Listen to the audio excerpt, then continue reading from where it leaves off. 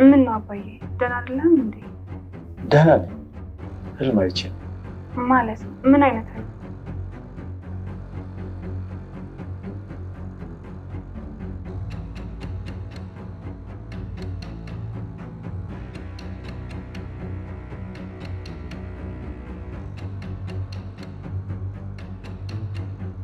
ምን ይመስልሻል? ትውቴ እስቲ ፍቺው። ህልም? ቆይ ያ ሰውዬ ማን ነው? እኔ እንጃ። ህልም አይደል እንዴ አባዬ? ምን አስጨነቀ? ህልምም ቢሆን መጨነቅ አለብኝ። ምልክት ሊሆን ይችላል። ምን አይነት ምልክት? አለ አይደል? እውነት ቢሆንስ? ይህን ሰውዬ ማወቅ አለብን፣ ግን መጠንቀቅም ይኖርብናል። እውነት የሚሆነው እኮ ህልሙ ነው። ቆይ አንተ ቀለበት ልታደርግላት አስበሃል እንዴ? ማ? እኔ? ለማ? እና ቀለበት ልታስርላት ካላሰብክ አንተ ምን አስጨነቀህ? ወጣት ነው። እሺ በቃ ረስቼዋለሁ። ግን ማን ይመስልሻል?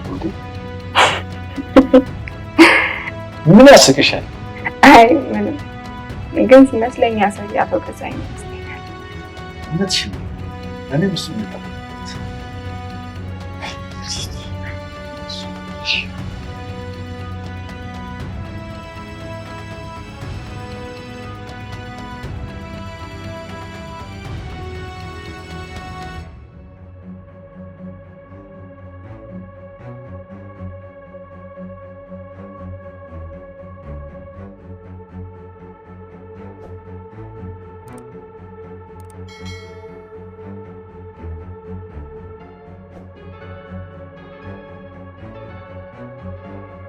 አባዬን እንቅልፍ ነስቶት ሙሉ ሌሊቱን ሳያስተኛው በጭንቀት አስቀምጦ ያሳደረው ጥሩ ያልሆነው ህልም እንደፈራው ፍቺው ጥሩ አይመስልም። የሚወዳት የአንድ ልጁ እናት ሚስቱን በህይወት ካጣበት ቀን አንስቶ ወደ ሌላ ሴት ዞር ብሎ እንኳን ተመልክቶ የማያውቀው አባዬ ብቸኝነት የተሞላበት ቤቱ ቱት ባደራ ዓለሜን ከመጣችበት ቀን አንስቶ ሁሉም ነገር ተቀያይሮ ከነችግራቸው ደስታውንም ሆነ ሐዘኑን በጋራ የሚያሳልፉ ጥሩ የሚተሳሰቡ አንዳቸው ለሌላኛቸው የሚጨነቁ አሪፍ ቤተሰብ ለመሆን ችለዋል። ነገር ግን ሁሌም ቢሆን ባገኙ አጋጣሚ ችግር ከመፍጠር ወደ ኋላ የማይለው ገዛኸኝ በተለያየ ጊዜ ህይወታቸውን በሰላም እንዳይመሩ ፈተና ሆኖባቸዋል። አሁንም አባዬ ያን ያስደነገጠውን ህልም በተመለከተ በነጋታው እሱ ባያስተውልም ገዛኸኝ ግን እያንዳንዱ እርምጃውን ከኋላው ሆኖ መከታተል ጀምሯል። በቀጣይ ምን የሚፈጠር ይመስላችኋል? ሐሳባችሁን ኮመንት ላይ ጻፉልን። ከዚህ ሁሉ አስቀድሞ ዓለሜ ናቲን ሸውዳ ወደ እነ ገዛኸኝ ቤቲን ይቅርታ ለመጠየቅ ሄዳ ነበር።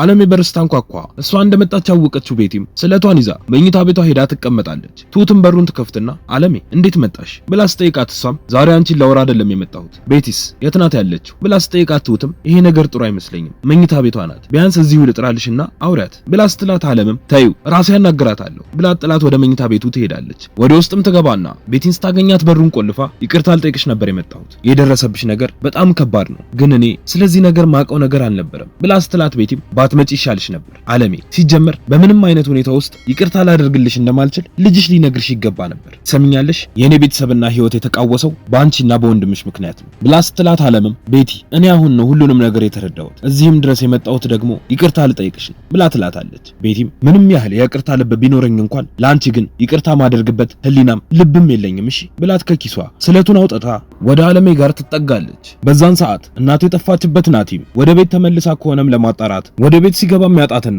አባዬ ጋርም ሄዶ አባዬ እናቴ ጠፋችብኝ ምናልባት ከቤት ጋር እኮ ከተገናኙ በፍጹም አትለቃትም እማዬን ለመግደል አመቺ ሰዓትና ጊዜ ነው እየጠበቀች ያለችው እዛ ከሆነች ቶሎ እንሂድላት ቆይ እንደውም ለትሁት ልደውል ብሎ ስልኩን አውጥቶ ትሁት ጋር ይደውላል። እንዳነሳችው እማዬ መታለች ብሎ ሲጠይቃት ትሁትም አዎ መታለች ግን በእናትህ መኝታ ቤቱን ዘግተው እያወሩ ነው ምን እየተፈጠረ እንዳለ እንኳን እኔ ላውቅ አልቻልኩም ብላ ስትለው ናቲም በጭንቀት ትሁት አደራ እኔ እስክመጣ እናቴን ምንም እንዳታደርጋት እየመጣሁ ነው እስከዛ ማድረግ ያለብሽን ነገር በሙሉ እያደረግሽ ጠብቂኝ ብሎ ስልኩን ዘግቶት ከአባዬ ጋር ተያይዘው በፍጥነት ከቤት ይወጣሉ። ዓለም ላይ ስለተወጣችው ቤቲም የበለጠ ወደ እሷ ጋር ተጠግታ እያስፈራራቻት ዓለምም በፍርሃት እየተርበተበተች እባክሽ ቤቲ የምትጸጸችበትን ነገር አታድርጊ ብላ ስትላት ቤቲም አይዞሽ አታስቢ ይሄ የምትጸጸትበት ጉዳይ አይደለም እንደውም ነፃ የምወጣበት ነው እሺ እስከዛሬ ስጠብቀው የነበረ ቀን ምን እንደሆነ ታውቂያለሽ አንቺ ሞተሽ ማየት ነው እሺ አንቺ ማለት ለኔ የእህቴን ፈገግታ የእናቴን መልካምነትና የኔን ተስፋ በጋራ ከወንድምሽ ጋር የነጠቅሽኝ ሰው ነሽ ብላ ስትላት አለምም በፍርሃት እየተንቀጠቀጠች እኔ እኮ ምንም አላውቅም የማውቀው ነገር የለም ብላ እያለቻት ባለችበት ትሁትም በሩን ማንኳኳት